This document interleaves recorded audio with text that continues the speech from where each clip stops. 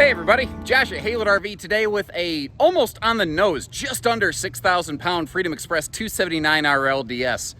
And it's funny, when I went through this one, like I kept catching myself going like, oh, where's the stable steps? And I think that's maybe one of the best compliments I can give this camper because it looks and it feels newer than it actually is, which means the previous people really took care of it. And everywhere I look on this, like they upgraded to Goodyear Endurance radials, they added an integrated surge guard, they left behind hitching and a bunch of accessories. When I see those things, because I believe they're upgrading to a fifth wheel, when I see those things, I see a real pride in ownership and really just a good, I give a darn about the next people that own this, and I really want them to have a good time. And I had the best feels going through this RV to the tune of, I've actually been taking my shoes off when I walk around this thing just because I feel disrespectful walking around in it with my shoes on. And you know, the colors might have changed a little bit on the newer ones, but the general layout remains very largely unchanged. One of the things, I mean, I don't know, there's a lot of things I like about this. Like the fact that it's got a taller ceiling and a full deep slide. And really that's kind of Freedom Express's historical DNA. At a time where lightweight trailers were shorter ceilings and had shallow slides, Freedom Express came out and said, what if we did it differently? What if we gave this thing a big, giant, deep slide, like with that big free-floating table and storage all the way under the dinette? And what if we made it a taller ceiling? What if we made a full-size trailer, almost oversized trailer, but we did it lighter weight with things like laminated walls, laminated flooring. It still has a full snow load walk-on roof. What if we used Asdel? What if we used sealed edge countertops? Freedom Express, Coachmen, really, they were using Asdel before people even knew what Asdel was. That's one of the things I actually really respect about them.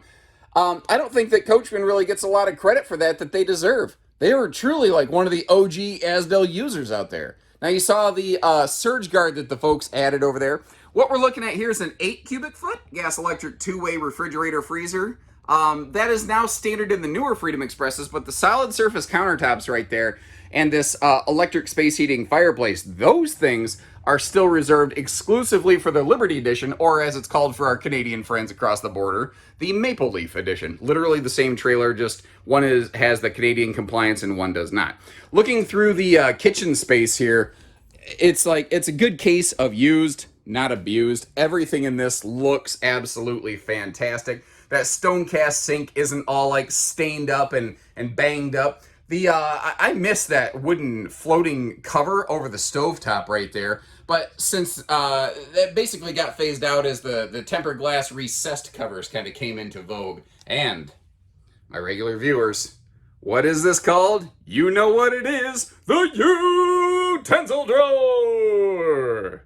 Got to have a little Bruce Buffer action. Now, they do a good job in this, by the way. Like your slide side, your seat side windows open for airflow.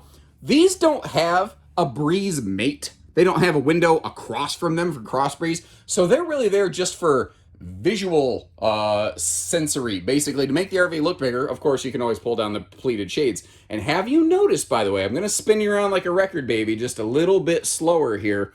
All of the windows, the shades are working properly. None of these shades need restrung or anything like that. Ooh, extra little pull handle on the entry door right there. Very handy.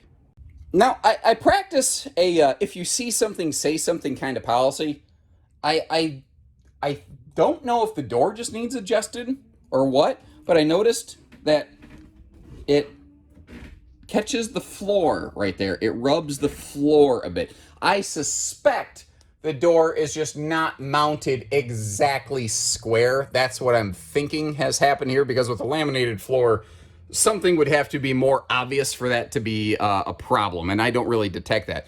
Now, with this being a taller camper, taller shower for a taller idiot like me, very nice and comfortable. And this is actually bigger than the shower in today's version of the 279RLDS. The left-hand side of the shower, a small amount of that was actually cannibalized in the newer generation to make room for an extra linen cabinet closet type space off the bedroom. So you're not really losing anything, you're just changing where the space is located.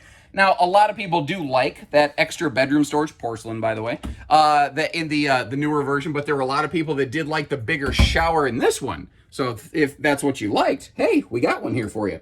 That is a 60 by 80 True Queen. There's a sliding pocket privacy door. There's storage below the bed. There's a partridge in a pear tree. There's an idiot talking too much on camera. This RV has it all. Up top here, it is not a powered vent fan inside of there. Although, if you're looking, try not to make you motion sick again, going slow.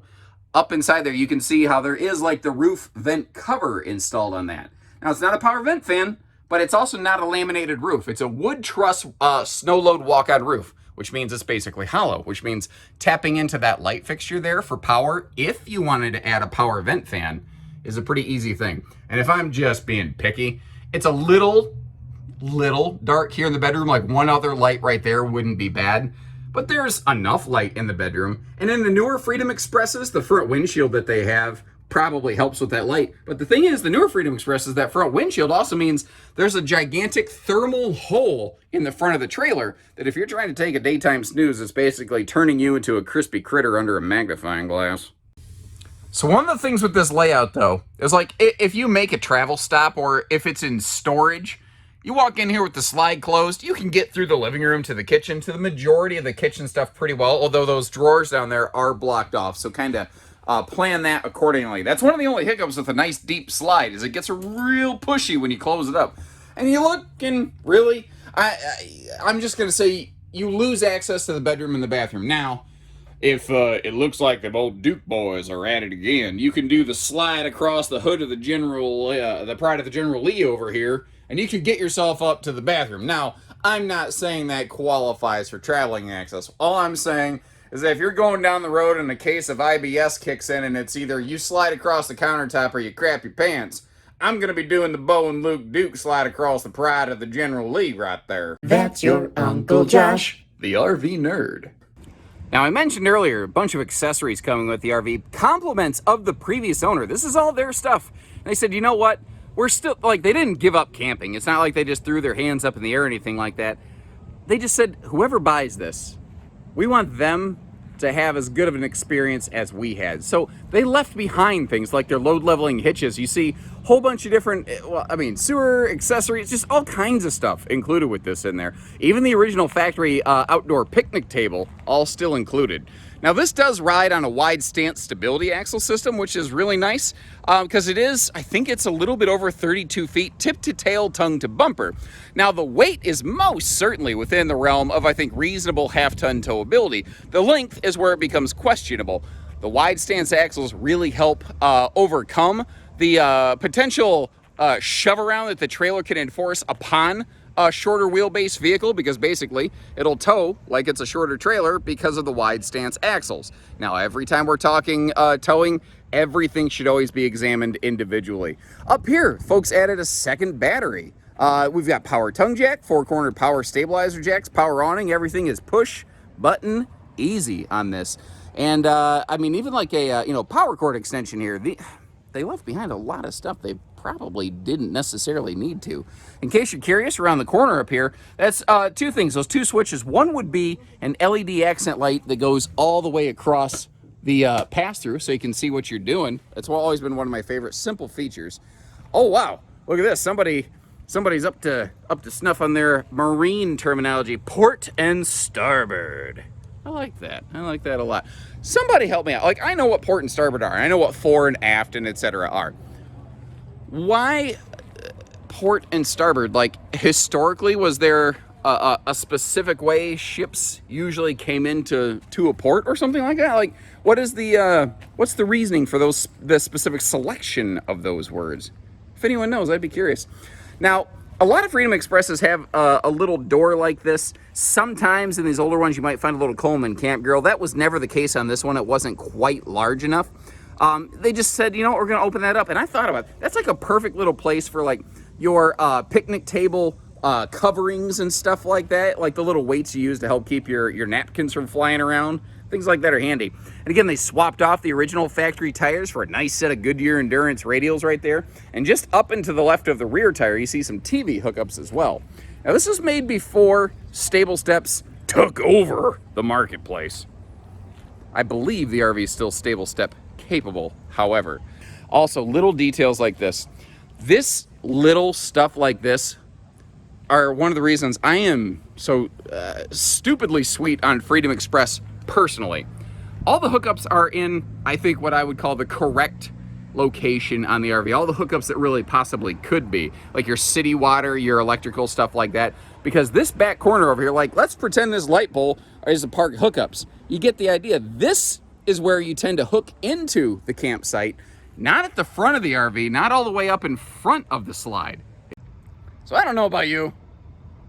I think that's quite the find right there. I think whoever takes this home is going to be very happy. Freedom Express is, at least especially here at Haylett RV, they are among, if not some of our most popular ultralight models out there. And getting your hands on one like this that may be a couple years older, but with a lot of nice upgrades that in some respects are above what you can even get on a new RV, like the surge guard, the endurance tires, hitching included and stuff for you.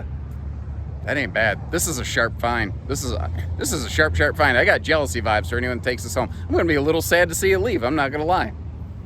But I'm also not in a position to buy it myself, so I guess not that sad. When you're ready, we're ready. So take care, stay safe, have fun, and happy Haylett camping, everyone.